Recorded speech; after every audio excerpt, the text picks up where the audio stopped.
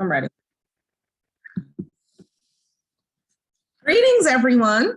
My name is Adjoa B. Asamoah, and I want to first thank you all for joining this session about the Crown Act, the bill and the nationwide movement to outlaw race-based hair discrimination.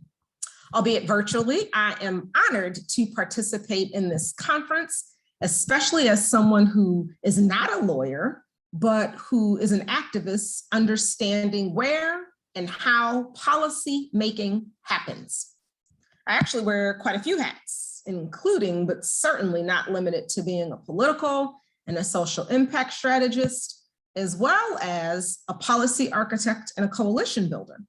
But for framing purposes, as it specifically relates to this session, I am proud to be the all things racial equity champion who developed the legislative strategy for and who leads the nationwide grassroots Crown Act movement on behalf of the Crown Coalition that was co-founded by Dove and the National Urban League and others.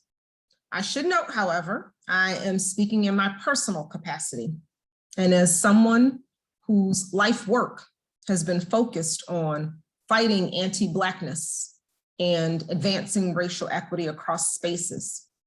For historical context, this movement is the product of a conversation I had with three amazing Black women, Kelly Richardson Lawson, Orlena Wonka Blanchard, and AC Eggleston Bracey. The conversation we had at the Essence Festival in New Orleans back in 2018. And we were talking about the need to tackle the long-standing and problematic practice of race-based hair discrimination. Racial discrimination in the form of hair discrimination is much more prevalent than many people who haven't been on this receiving end of this type of discrimination may think. And for most of the country's existence, it's been legal. In many ways, anti-Blackness is pervasive. And while race is certainly a social construct, racism is very real. And it requires a thoughtful and intentional approach to dismantle the rules and policies that enforce and reinforce it. And that's exactly what we've done. Now, of the hats I've mentioned wearing, being a tech guru is certainly not one of them. So please bear with me as I attempt to share, hopefully, some good and helpful information. But before I go any further, and in the spirit of properly crediting the small but mighty squad behind this movement, I want to lift the name of William Sherman Esquire, my partner in good trouble. He led the team of legal experts who not only conducted the legal research, but who crafted the legal guidance memo that would become the draft bill text that I also worked on.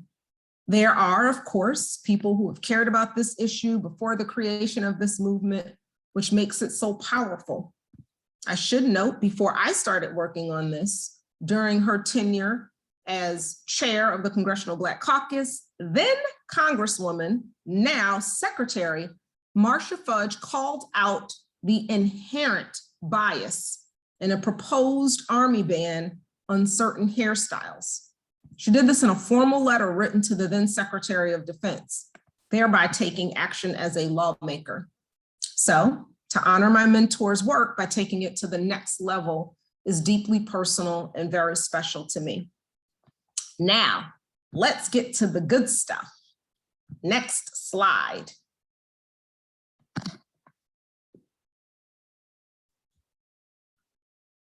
There have been countless cases where Black people have been discriminated against for wearing natural hair and or protective styles, including but not limited to braids, locks, twists, Bantu knots, afros, etc. Hair discrimination includes being fired, passed over for promotions, and yes, even having employment offers rescinded It impacts the upward mobility of the individuals and the families impacted. And it has been the reason far too many children have missed school and had negative educational experiences. As I think about the work I've done, not as a lobbyist, because I am not one, but as an activist and a strategist, when I think about the work I've done at the local, state, and federal levels, I think about those you see pictured here. A student sent home in tears because she wore beautiful braids that were deemed a violation of school rules. Another student, also pictured, who was told he could not participate in his high school graduation ceremony with his friends because he wore locks, a display of ethnic pride. And then there's the woman who was told that she needed to cut her locks and essentially had her employment offer rescinded. And then there are the twins who were disciplined repeatedly for being themselves and rocking their beautiful crowns. And of course, there was the case that many people learned about this issue of a student wrestler forced to make a decision no child should ever have to make, and that is to have his locks cut and his identity attacked or forfeit a match he had earned the right to participate in. Now, I mentioned wearing a few hats frequently, and only because it's relevant to this particular movement. Another one of those hats is as a clinician and as someone who started out in K-12 education, who earned licenses as a pupil personnel worker and a psychometrist, and I'm still a licensed behavior specialist. I share this tidbit only because I have witnessed the harm negative school climate and cultures can do and know the psychological impact of being told essentially that the way you were born is not okay. That's something nobody should deal with. Certainly no child should have to endure that. The damage to one's self-esteem can be long-lasting, and the perceptions of self-worth can be impacted, all again in ways that simply shouldn't exist. Next slide. The problem. Tightly coiled or curly hair with dark skin and other physical characteristics historically associated with Blackness in America have often been deemed by some as inferior. Again, anti-Blackness is pervasive and it certainly goes beyond the United States, but we're talking about shifting policy here in the US. So those characteristics, again, historically associated with Blackness, have been deemed by some as inferior. Conversely, the features historically associated with whiteness have throughout history been overwhelmingly deemed superior, especially in professional settings. This is obviously a problem, and these purportedly race-neutral grooming and dress code policies in the workplace that enforce and again reinforce this Eurocentric standard of beauty and professional hair are problematic and must change. Now, the courts have decided in some cases that afros are protected. But most of us know that's not the only presentation of our hair. We rock our crowns in different ways, including in alignment with our racial identity and culture. Again, embracing the versatility of our hair. Next slide.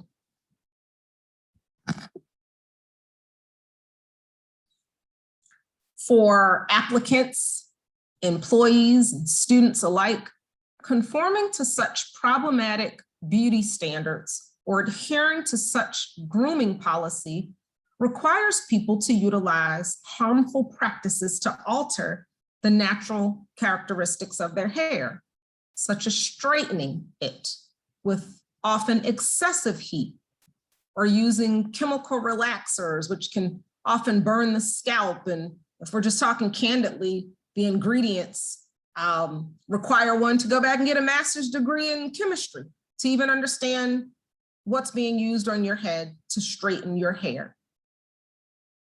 These processes, which are problematic for multiple reasons, can lead to considerable hair damage, scalp damage, and hair loss.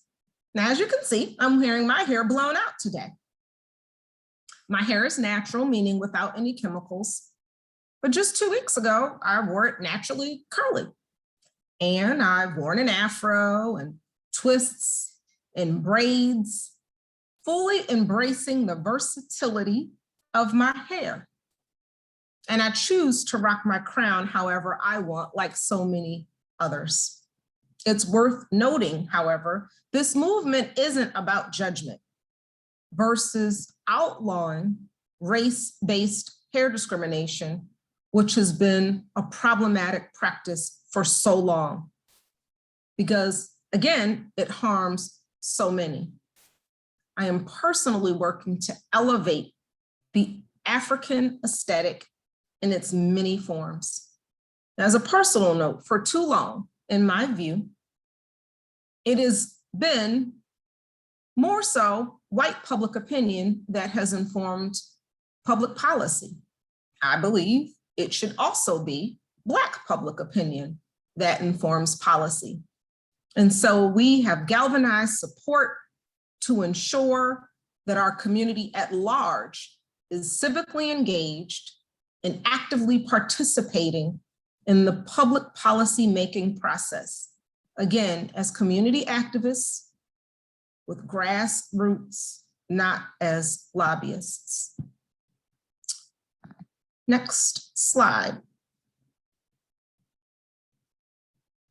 Now, here's where I'm going to try to do my colleague, again, William Sherman Esquire, I'm going to try to not embarrass him, because again, as a non-lawyer, while I am familiar with policy making and often work at the intersection of policy and politics, I am not a trained attorney.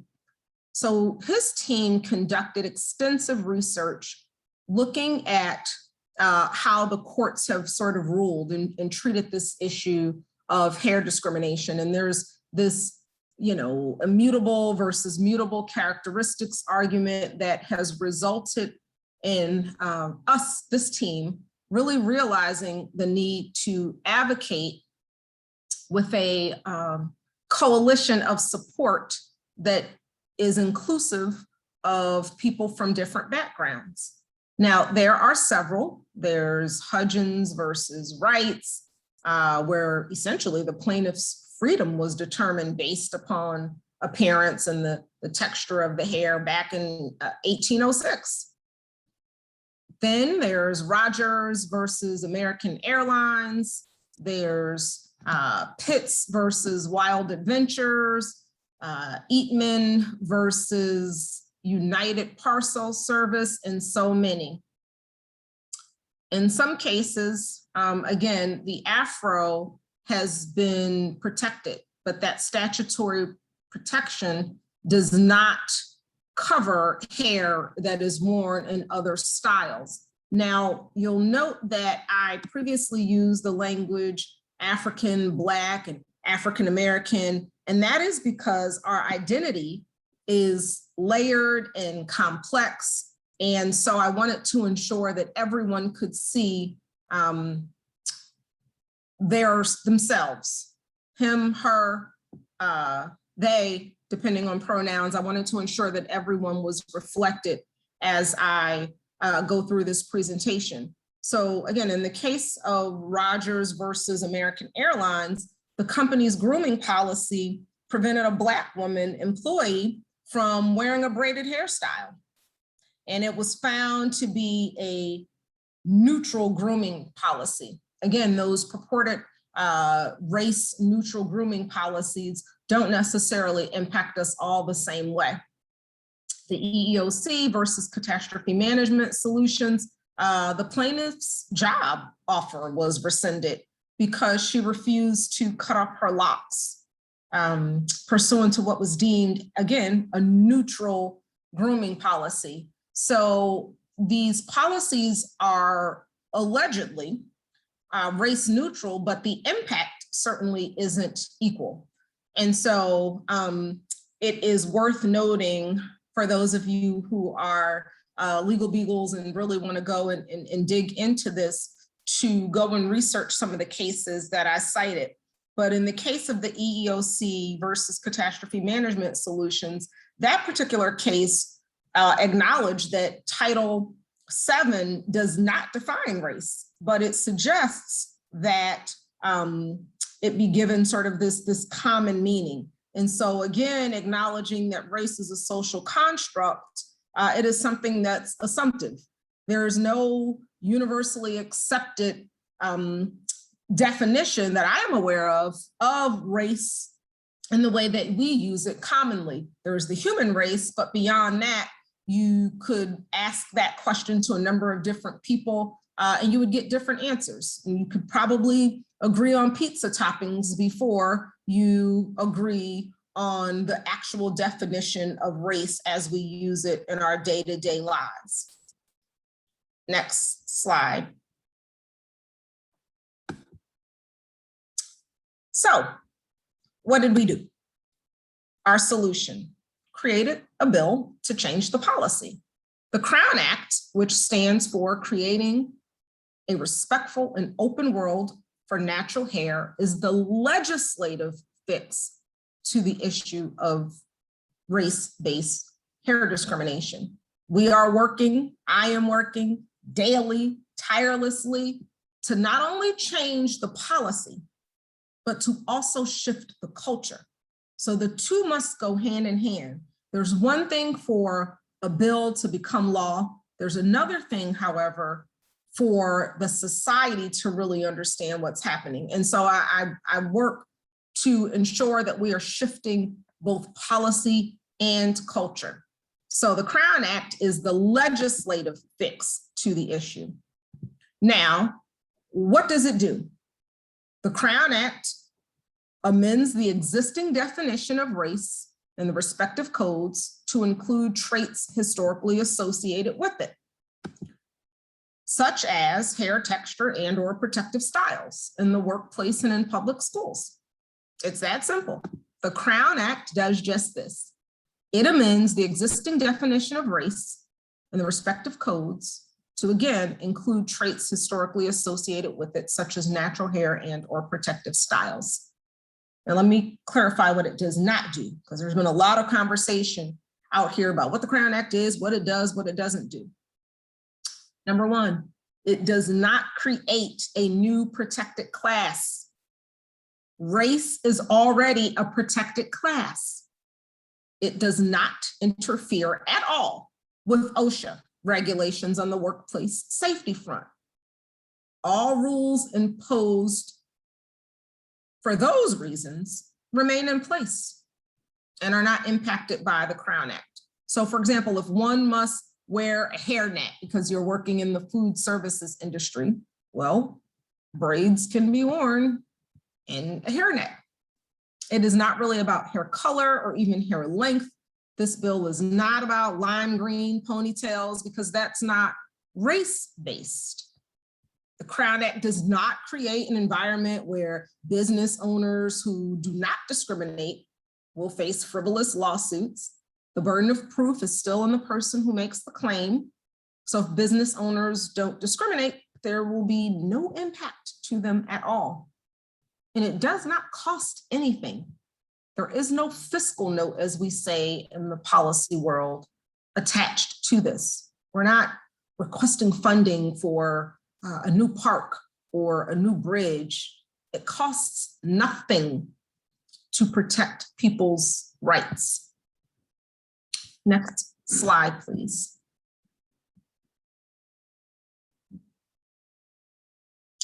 Part of my work as a social impact strategist, again, not a lobbyist, has been to galvanize support across the community. And so we collectively formed a coalition. Now, the Crown Coalition is a national alliance co-founded by Dove and the National Urban League and others, but is dedicated to advancing anti-hair discrimination legislation across the United States. But it includes so many organizations. So it includes our legacy civil rights organizations. And on the next slide, I'll just share some of the logos of the organizations that are supporting us so that you can have a visual of how much support we have with this movement. It includes our predominantly Black sororities, Delta Sigma Theta Sorority Incorporated, my own, Alpha Kappa Alpha Sorority Incorporated, Sigma Gamma Rho, Zeta Phi Beta, the National Council of Negro Women, the Links Incorporated, the National Bar Association, U.S. Black Chambers of Commerce, Association of Black Psychologists, the American Academy of Pediatrics, Anti-Defamation League, ACLU, YWCA USA, and so many others. Really doing this kind of work requires a multiracial coalition, nonpartisan movements, nonpartisan. Well, again, there are Black women who are leading this movement, but there's certainly support across a number of different communities, and that's what's so special about this movement. Next slide, please. Look at how many logos are represented here. When we talk about public policy making, we're talking about engaging the community and ensuring that people recognize that it is also their responsibility and their right, more so, to participate in this process. So as you can see here, we have so many organizations who have stood side by side to acknowledge that race-based discrimination is a problem and it warrants a fix. Next slide. So stay tuned. More is coming. We have more states that will pass the bill. We are working collectively to ensure that it's passed at the federal level, but that does not stop the work at the state level. There are a total of 14 states that have either passed what the Crown Coalition acknowledges as the Crown Act or legislation that includes outlawing race-based hair discrimination. Please stay engaged with us. Reach out to me. My information is there. You can follow me and reach out to me. I've already disclosed I'm not a tech guru, but I certainly will respond if you reach out to me. And please go to thecrownact.com, sign the petition, and spread the word. Thank you so much for having me join you all. I look forward to our collective success working together because it truly does take a village. Thank you so much.